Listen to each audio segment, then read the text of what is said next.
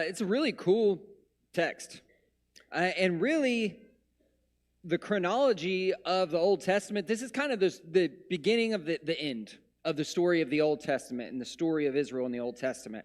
Last week, we talked about the temple that Solomon built, the really expensive one, cost over $3 billion in today's equivalent. It was like building Freedom Tower in New York. It was that big of a project. It lasted for about 400 years. And it was destroyed by the Babylonians. And the Babylonians, they deported a bunch of people into what became known as the Babylonian captivity.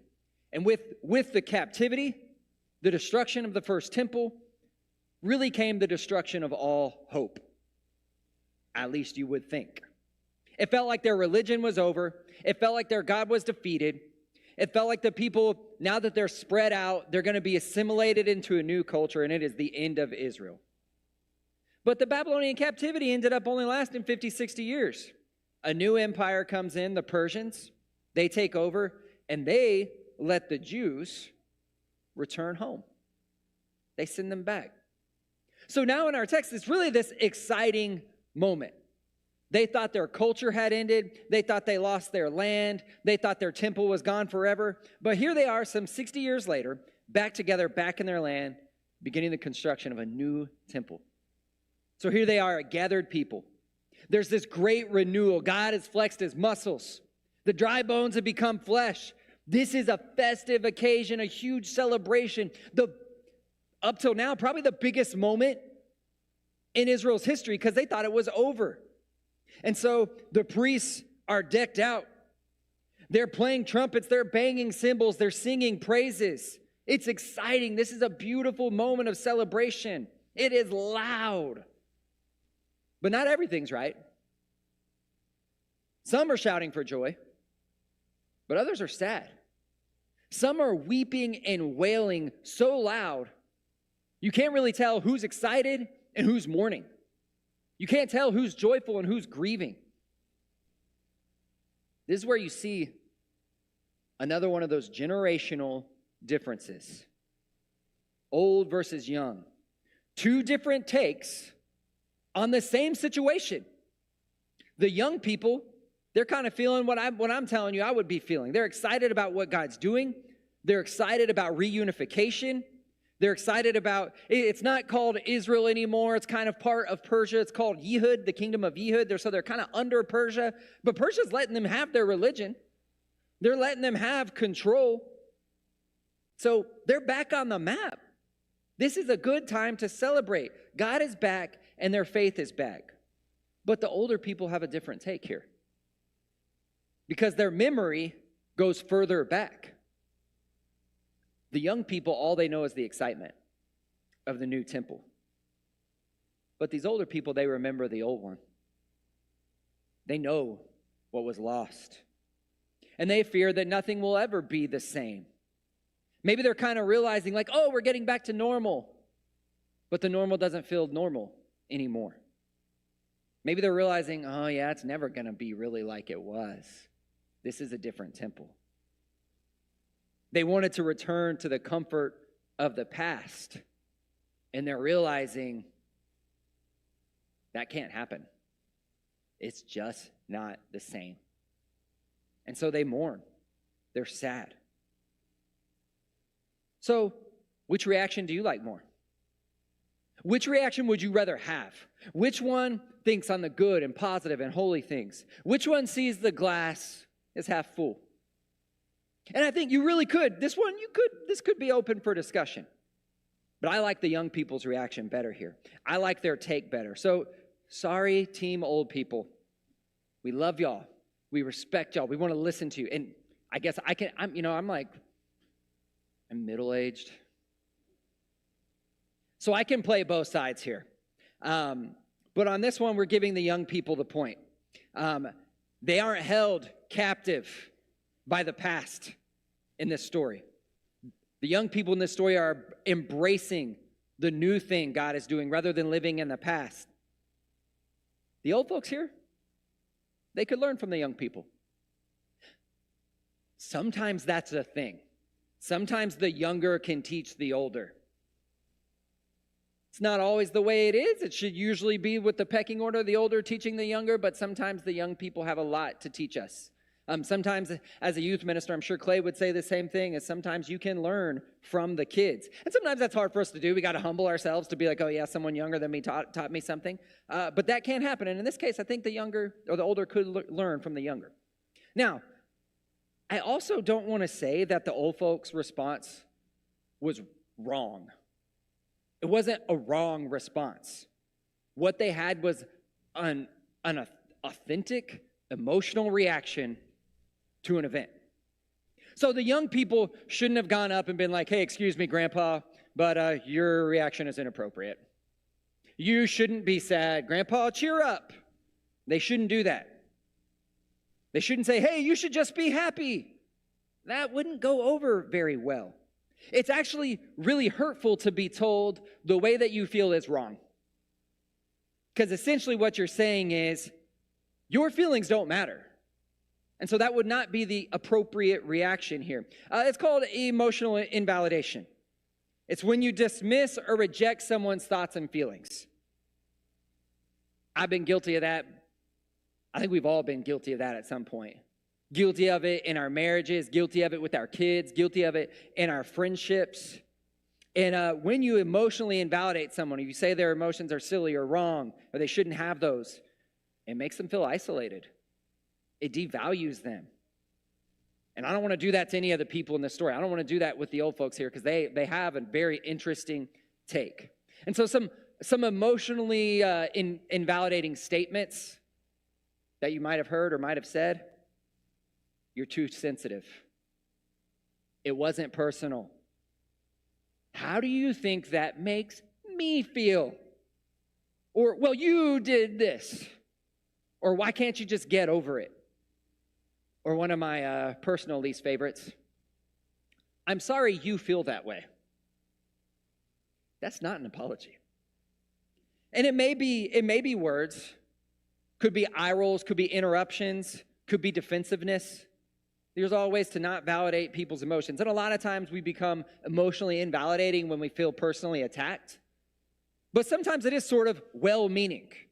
Because a well-meaning person could have gone up to one of the old people and been like, hey, be happy. So a lot of other emotionally invalidating statements you might hear or might have said is, cheer up. Or, everything happens for a reason. Or, they're with God now. Those are nice. Those are well-meaning, but they're not helpful. They're not emotionally validating. So, what invalidating emotions of people is really doing is you're not attempting to understand. And these old folks in this story, they needed to be heard. I wish the text actually unpacked more. What's really going on here? And so if instead of going up to Grandpa and saying, hey, cheer up, this is a happy thing, you should say, hey, tell me about how you're feeling. I know this is hard for you. I know it's hard to see a new temple. I know something was lost. Has this brought up old memories? Has this brought up something that you need to unpack?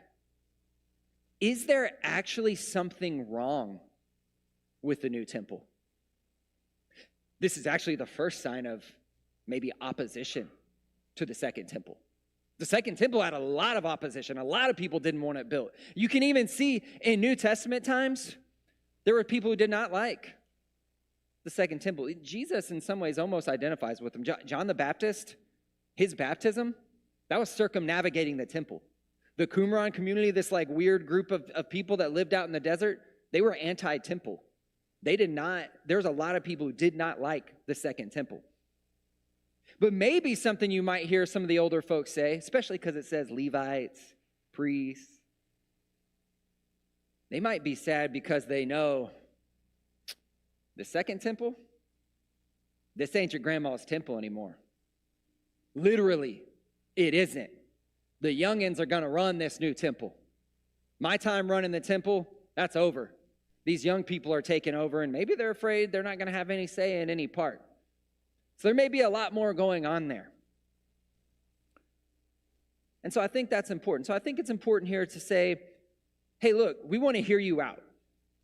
We want to hear out how you're feeling. We want to explore where you're at. We want to validate how you're feeling. And then maybe after that, you can have, first you got to validate how they feel. And I want to say this, you can validate emotions without agreeing with them. You can say, hey, Grandpa, I get that, without feeling sad with them. Say, I understand. I can understand why you feel that way. And then maybe you can proceed with some intervention. Then maybe you can offer a different perspective. But first, you got to validate emotions. If you just start with, no, you're wrong, and here's how you should think, that's not going to go well.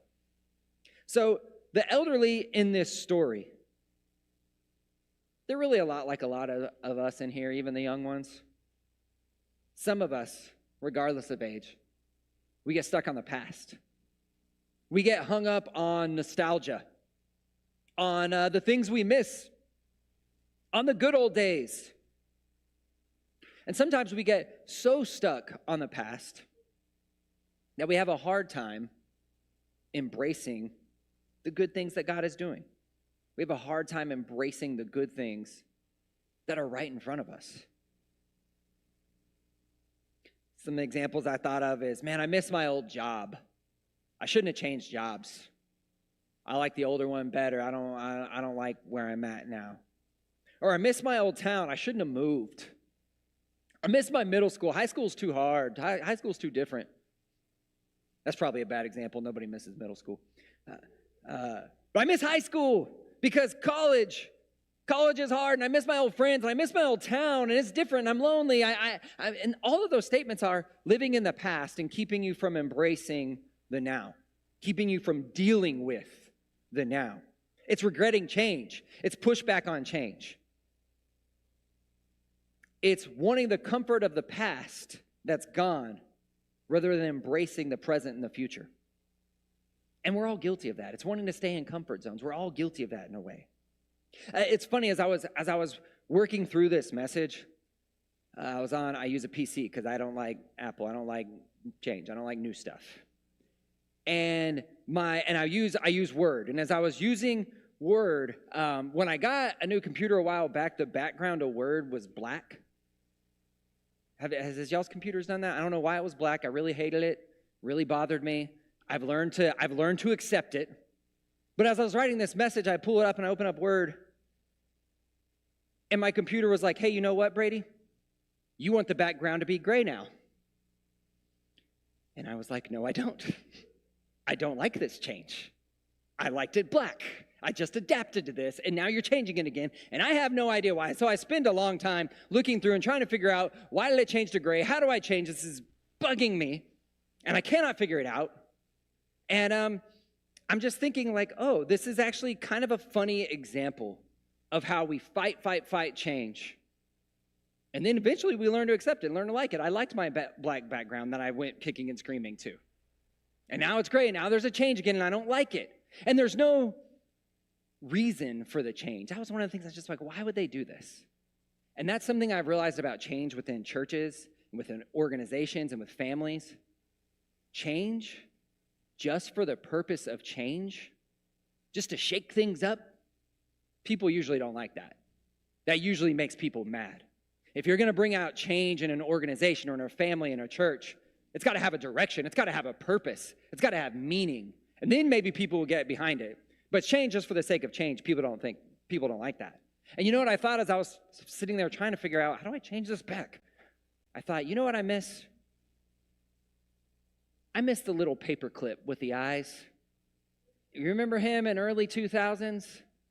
He would come, Clippy is his name. In the Word documents, Clippy would come up and be like, hey, I see you're writing a letter. Do you need some help? At least that's how Clippy sounded in my mind. I don't know how he sounded to you. It would be weird if he sounded like Michael Clark Duncan or something. He's the guy from Armageddon who sings Leaving on a Jet Plane. You don't have to go look him up. He's got a deep voice. But yeah, no one liked Clippy. Remember, Clippy was really annoying. You're trying to do something, little paper clip pops up and he bothers you. But here I am now being like, oh, I wish Clippy was here. I miss this thing. So really, I say all this to make the point that we always fight change. We kick and scream against change, and then eventually we learn to like it. We learn to like these things that we fought, and then we miss them when they're gone. It's funny. Churches are very guilty of that. Almost everything we do as a church at one point was fought against. Kitchens in the building. At one point, if your church had a kitchen in it, you were a wild liberal. People did not like that. People fought that. Having church buildings at all. Having a projector. That's a man-made innovation. You can't have a projector. As if songbooks weren't a man-made innovation. There was a time when using songs of faith and praise was a little edgy. Everybody knew that a good church member uses songs of the church, as if that was the one Jesus used. Lay people serving communion at one point was a big deal. It had to be priests. Serving communion out to the people rather than having the people come up to the front. We take that as a given. That was a big deal. That was fought against. Multi-cup communion. That was fought against. That was something that now we take as a given, but it was a big deal. Bible classes. Bible classes was fought against. That was something people were like, no, we can't do that. And now if we don't have Bible class, people would be mad. Fundraisers. You ever been in one of those? Can't do fundraisers? Youth ministries. Children's homes. People fought against children's homes. That was a big edgy thing. Missionary organizations. The list goes on and on and on for how much we fought change, and then it becomes a given at some point. And so maybe we need to just realize that, hey, new things aren't always bad. We just have a tendency to resist change.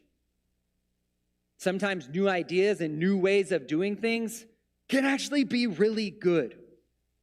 And in our fast-changing world, with new technology, lots of new shared ideologies, lots of information traveling faster than ever, we do need to have a very healthy skepticism and a grounded connection to the past.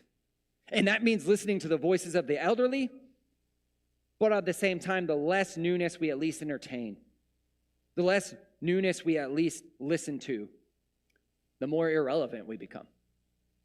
So we have to carry those two things in tension. So it's not just the old folks in our text this morning, but many of us are generally guilty of living so much in the past that we can't embrace the new things God is doing. And so churches are guilty of that. When I came to Westgate, I don't know, it's 12, 13 years ago now, I can't even remember. I know a lot of us could look back to that time and say, that was our heyday.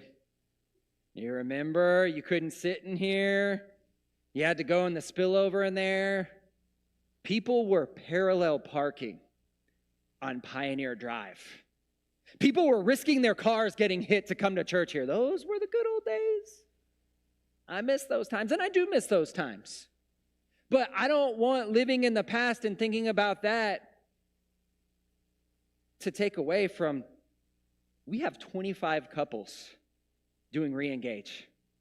That's going to be transformed. That number was overwhelming. I had no idea that many couples wanted to come in and work on their marriage and offer their lives to be transformed with each other. There are good things going on there. It's not what it was in the past, but it's something new and powerful. And I think we're going to be challenged in some really cool ways. I'm excited about that. Or how about this one? Miss all the babies. Remember all the babies in here crying and so cute. If you got bored in the sermon, there'd be a little 1 or 2 year old in front of you could play with. Man, I miss those. I miss those times, having those stinky little babies. It was so much fun. But don't miss now that those stinky little babies are stinky little middle school kids now. And that's exciting. We love that. It is a great thing. And these middle school and high school kids, and some of them are, some of them are children's ministry kids. They're doing really cool things. They're serving our elderly today in here. They're going to raise money to go serve at a camp for kids with disabilities. Those babies are doing awesome things now. I love that. So let's not get too caught up in what we've lost, but maybe focus on what we have. Here's another one. I miss Sunday night church. I remember Sunday night church, good old times. It's the committed people. We show up and we have maybe a more meaty sermon. Maybe that was where church discipline could take place. It was where we could practice more. There's a lot of things I miss about Sunday night church. But now that we don't have Sunday night church, you know what I don't miss? The second half of the Cowboys game. No, I do miss Sunday night church, but I do love that we have that space open for family time, for re-engage, for small groups. There's good things that are happening in place of that. So yeah, I do miss that, but let's not let that take away from the good things that are happening. And I'm not saying, just a disclaimer on all that, I'm not saying when we look back at the past and say, hey, there's some things we had that are missing now and I wish that could change. I'm not saying those aren't real issues that need to be addressed, but I am saying I don't want to live too far in the past. And I'll also say this, if something worked 15 years ago, hey, this thing worked really well back then. If we go back to what we were doing 15 years ago, we'll get the same results. No, you won't. Just because something worked in the past doesn't mean it's going to work in the future. I already mentioned how fast our world is changing. So really, there's some ways where it's like, hey, if we want to get this other demographic in here, if we want to get this other age group in here, going back to the past and what we did 15 years ago won't do it anymore. I'm sorry to say that. It may take embracing newness. It may take embracing new ideas. It may take empowering different people. It may mean taking risk. It may be trying different things. Just keep that in the back of your mind. But I also want to kind of using this example of living in the past and not being able to embrace the good of the now. I want you to think about this with our kids. Yeah, I miss when my kids were cute, sweet little babies. But don't miss their high school years. Don't miss their middle school years. Embrace that. I had an older, wiser friend and elder tell me the other day. He said, it was Jim. He said,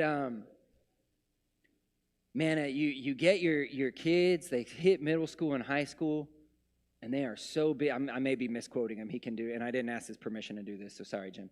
But I thought it was a pretty sweet statement. He said they're running around, they're rushing around from one thing to another. You're super busy, and then they're gone. It happens fast. And I've heard my dad say that. And that's scary. It's scary to think, like, I don't have that much time with my kids. I need that wisdom of the elderly to make me embrace these moments better. Not to just be like, oh, I miss when they were kids. No, I need to embrace this moment. And I'll also say this. A huge reason for conflict is when I am living in the past. I don't want you to be a teenager. I want you to be my baby. You can't go out. You got to stay here with me. Sometimes we want to keep our kids from growing up because we want to live in the past. We want them to be our babies forever. But there's a point where when you do that too much, you end up pushing them away. I'm not saying like, hey, you should let your 15-year-old date the 20-year-old guy with a tattoo in an apartment. Like there needs to be some sort of control. But you got to be willing to let that out and live in the moment and not live in the past and not keep them babies forever. And again, churches are guilty of this. When we're only singing the songs that grandma loved in the 60s, we're saying, hey kids, this place isn't for you. And when we ask, hey, why aren't there young people here? That may be something that we need to acknowledge at some point. And I think Westgate does a pretty good job of that. I'm speaking of churches in general. We need to be aware if our church becomes a place of nostalgia, celebrating the past, celebrating the good old days of how it was back then, we're going to push some people away. So if you're living too much in the past, whether it be as parenting, whether it be as a church, sometimes you're going to end up pushing people away. You got to be able to embrace the now a little bit. And so I want to tell you this morning, don't miss the awesome present moment because you're stuck on the past. Don't miss the new thing God is doing because you just loved what he did in the past, and that's it. I wish there was a way to know you're in the good old days before you've actually left them. Someone should write a song about that. How are you in the good old days? Now. How might this be the good old days? There is good stuff now. Don't miss it. What is God doing in your life now that you need to be grateful for, that you need to embrace, that you need to acknowledge? How are you letting the past, whether it be hurt or nostalgia, cheapen what's going on now, cheapen what God is doing now? In what ways are you maybe even grieving the past, which there is space for that? I think the elderly in our text was grieving the past. But in what way are you grieving so much that you just can't be excited about the future? How are you holding on too tightly to the past and it's keeping you from embracing what God is doing right now? I love that God worked in the past.